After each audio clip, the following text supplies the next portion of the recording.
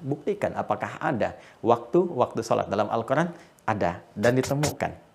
Inilah jawaban ketika Ibnu Abbas radhiyallahu ta'ala anhuma mengatakan kepada rekan-rekannya, koleganya, waktu-waktu sholat itu telah nampak ada dalam Al-Quran, terbaca dengan jelas. Maka sahabatnya bertanya, Aina, bisa nggak ditunjukkan? Di mana itu? Maka beliau katakan seperti apa yang tadi telah saya sampaikan. Fasubhanallahi hina tumsuna wa hina tusbihun. Tumsuna kata beliau maghrib, tusbihun subuh, wa asyiyya wa hina tudhirun. Asyiyya menunjuk kepada waktu asar, tudhirun menunjuk kepada waktu zuhur. Dan isya'nya di Quran surah ke-24 An-Nur di ayat ke-58 itu min ba'di salatil isya thalathu awrat. Kita ketemukan di situ subuh, zuhur, asar, maghrib, isya. Jadi kalau Anda ingin detilkan lagi, kita temukan detilnya. Subuh ditemukan di Quran surah 24 ayat 58, dikuatkan di Quran surah 30 ayat 17. Zuhur ditemukan di Quran surah 17 ayat 78, dikuatkan di Quran surah 30 ayat 18. Asar ditemukan di Quran surah 50 ayat 39, dikuatkan di Quran surah 30 ayat 18. Maghrib ditemukan di Quran surah 11 ayat 114, Hud ayat 114, dikuatkan di Quran surah 30 ayat ke-17. Dan Isya disebut dengan namanya di Quran surah ke-24 An-Nur di ayat ke-58.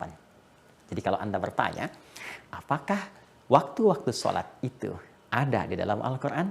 Maka jawabannya bukan hanya ada, tapi jelas, terang, dan sangat detil.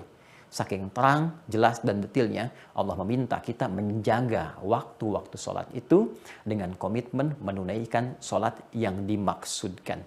Maka turunlah Quran surah ke-2 Al-Baqarah ayat 238. Allah berfirman, Hafidhu 'alas salawati was salatil wusta wa qumu lillahi qanitin.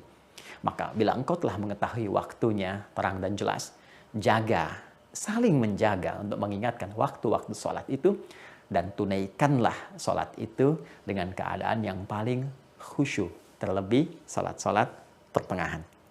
Karena itu, jika ada sekali lagi yang bertanya, apakah ada waktu-waktu sholat dalam Al-Quran?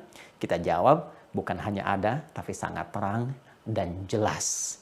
Dan diminta dengan jelas dan terang itu untuk menjaga dan menunaikannya dengan khusyuk. Namun bila ada yang mengatakan tidak ada waktu-waktu sholat dalam Al-Quran, walaupun saya mengerjakannya, ini patut diduga dua hal terjadi pada dirinya.